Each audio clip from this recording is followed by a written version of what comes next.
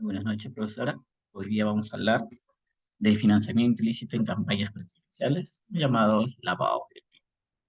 Vamos a hacer una pequeña introducción. Sabemos que el año 2016 el Ministerio Público eh, y su equipo especial de fiscales viene desarrollando una serie de, una cierta cantidad de investigaciones complejos y casi todos tienen relación con el escándalo de corrupción internacional, la Bajato. Y la mayoría de estos casos se encuentran dentro de este equipo especial. Sin embargo, esta no es la única investigación de tanta envergadura política que sigue su curso en el Ministerio Público. Junto a ella destacan otros casos como por el impacto y la notoriedad de sus presuntos operadores y por el perjuicio que ocasiona el Estado. Entre los casos más importantes, pues tenemos el tren eléctrico, el metro de Lima, los cuellos blancos, el aeropuerto Chinchero, la interoceánica del sur, caso de la no revocatoria, casos de asesorías y empresas vinculadas a Pedro Pablo Kuczynski, caso del gasoducto surperuano y caso de campañas presidenciales, ¿no? Y justo en este último punto, eh, sobre el caso de campañas presidenciales, es que nos vamos a enfocar para poder desarrollar el tema en mención, ¿no? Ahora vamos al contexto de la organización, ¿no? En este punto, ¿no? Vamos a hablar que desde 1979 el presidente de la República es elegido por periodos de 5 años y para la reelección debe haber transcurrido un mandato presidencial completo. Dicha regla, para no volver a postular de forma inmediata, se basa en la Carta de 1828. A partir de la Constitución de 1979, el presidente de la República es elegido por voto universal directo, es decir, elegido directamente por nosotros, el pueblo. La elección se gana por mayoría absoluta, donde los votos nulos o en blanco no se cuentan en. Si ningún candidato tiene la mayoría de los votos válidos, en la primera vuelta, los dos más votados van a segunda vuelta para otra elección universal directa. Para esto se utiliza el distrito electoral único. Este tipo de elección se encuentra dirigida por la Constitución de 1993 que limita la reelección, ¿no? Sin embargo, existen casos que rompieron esta regla, como la controvertida ley de la interpelación jurídica de 1996. Hablamos del gobierno de Fujimori, ¿no? Las elecciones generales del Perú se desarrollan cada 5 años para elegir al presidente de la República, a los vicepresidentes de la República, a los representantes ante el Congreso y el Parlamento andino, ¿no? Los partidos políticos, según la ley de elecciones, en su artículo 183, menciona que dentro de los 60 días anteriores a las elecciones, las organizaciones políticas, listas independientes y alianzas, presentan al Jurado Nacional de Elecciones el proyecto, la proyección de los fondos que serán invertidos durante el proceso electoral correspondiente, así como la fuente de su financiamiento, ¿no? Para evitar lo que sucedió, ¿no? Entonces, dentro de los 60 días posteriores a la proclamación oficial electoral, los partidos, agrupaciones independientes, alianzas y listas independientes presentarán al Jurado Nacional de Elecciones con carácter de declaración jurada la relación de gastos destinados, ¿no? Para su campaña política. Ahora vamos con el análisis del caso, ¿no? La Fiscalía vino analizando el financiamiento de las campañas políticas presidenciales de los expresidentes Ollanta, Alejandro Toledo, Alan García y Pedro Pablo Kuczynski. Según los datos entregados por el expresidente de Odebrecht en el Perú, Jorge Barata, la empresa Odebrecht repartió a las candidaturas un total de 4.200.000 dólares. 3 millones a la campaña Humala, 700.000 a la de Toledo, 300.000 a la de PPK y 200.000 a la de García. Y también se viene investigando a Keiko Fujimori, que recibió 1.200.000 soles, ¿no? Ahora vamos a hablar sobre las leyes injustas y su evidencia en Sócrates, ¿no? Para analizar el presente caso, debemos tener presente que Sócrates defendía la obediencia a las leyes, incluso si son injustas, como un deber cívico y social. Sin embargo, también enfatiza la importancia de la razón y el diálogo para abordar y cambiar las leyes injustas de manera pacífica y legítima, ¿no?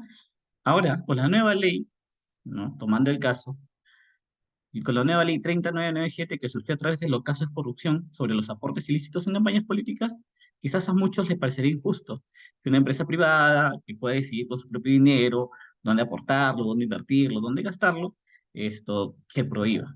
Pero esto se hace para que sea una elección justa, donde no haya favoritismo, donde no hayan favores políticos, ¿no? Entonces, de esta forma también el Estado financia ahora a las campañas políticas a los contendientes, ¿no? Ahora Vamos a hablar de la democracia como política corrupta y el buen gobernante tomando la teoría de las ideas de Platón. Platón piensa que la democracia es un sistema producto de una gran degeneración. En el libro octavo encontramos la teoría de la evolución de regímenes políticos. Es una especie de tobogán en el que se va del ideal al peor posible. No, el régimen ideal para Platón es la aristocracia, pues predomina el elemento racional encargado del rey filosófico. Siendo nosotros un país democrático, Platón coincidía en decir que degeneraría la forma de gobierno. Utilizamos la democracia para escoger cualquier autoridad ahora, ¿no? En fin, sin importar los conocimientos necesarios para que puedan gobernarnos de forma correcta. Es lo que viene pasando con el lavado de activos, ¿no? Donde merma la publicidad y no escogemos sabiamente a las personas que nos van a regir, ahí la democracia se ve alterada por el poder del dinero, ¿no? Ahora vamos a hablar de la justicia y la moral en la ética de Nicomano de Aristóteles. ¿No? Aristóteles, en su ética nicomaquea, entiende la virtud de la justicia como un modo de ser por el cual se está dispuesto a practicar lo que es justo, a obrar justamente y a querer lo justo. Se llama lo que observará la felicidad. ¿No? En este sentido, lo que habla Aristóteles es lo más justo posible. Y si lo aplicamos para evitar que los grupos políticos caigan en financiamientos ilícitos, lo más razonable sería entregarles un financiamiento para los partidos políticos y así las contiendas electorales sean justas. Y es lo que viene haciendo ahorita el Jurado Nacional de Elecciones, la OMPE, entregándole un dinero para cada organización política cuando están en campañas. Ahora vamos a hablar del Estado en el contractualismo social y la corrupción.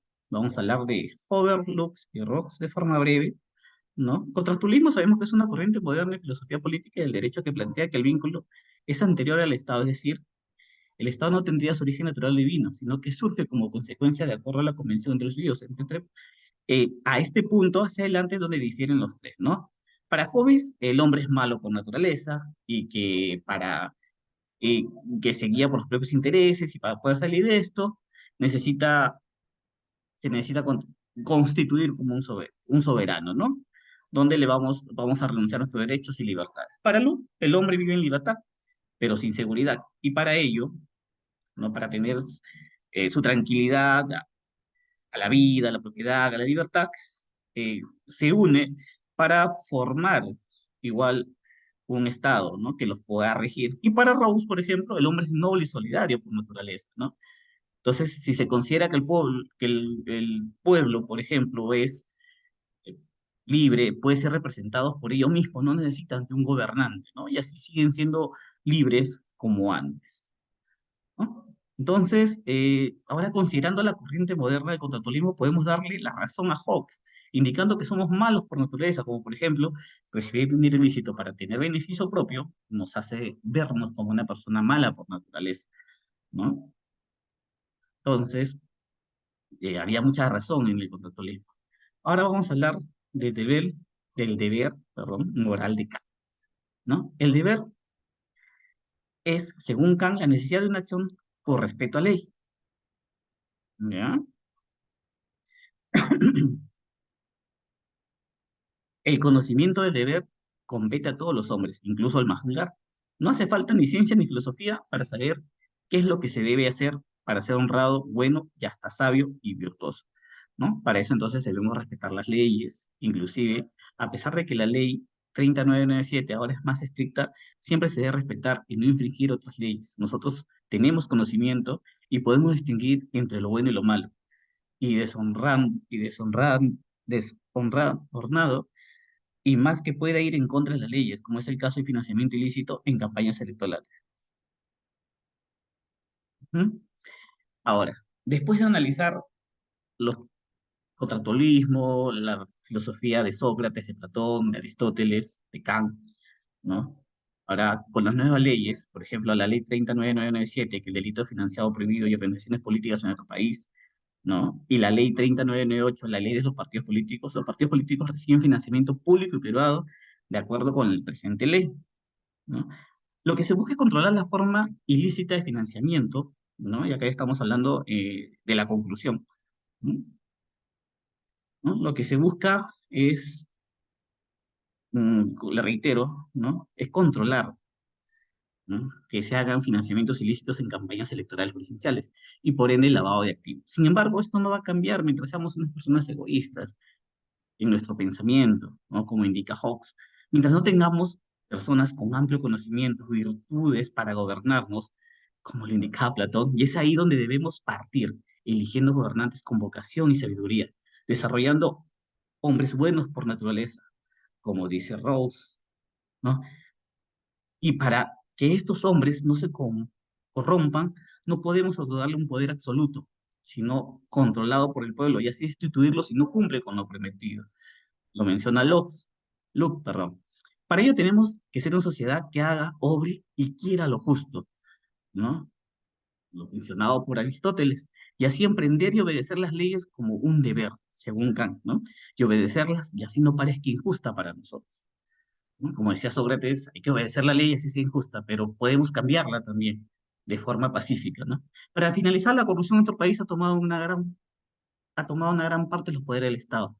Y una forma de erradicar esta situación es siendo más estricto con nuestras leyes, sin 0% tolerantes ante de estas situaciones que contrae el avance en el Perú, ¿no? Lamentablemente nos quejamos mucho de las autoridades, pero sin embargo nosotros mismos no somos capaces de cumplir las leyes más básicas, como el orden público, por ejemplo. Poner un ejemplo pequeño, ¿no? En la Plaza de Armas de Ica o del Perú hay líneas o letreros que prohíbe estacionarse, pero lo hacemos. Y si nos dice algo, todavía nos molestamos, nos paramos en señales de tránsito en la zona peatonal. Entonces, nos quejamos de las personas que nos gobiernan, pero si nosotros mismos los elegimos y los elegimos mal, y nosotros mismos podemos, reitero, cumplir unas leyes básicas. Bueno, profesora, eso ha sido todo el curso. Muchas gracias. ¿Mm? Muchas gracias, profesora. Hasta luego.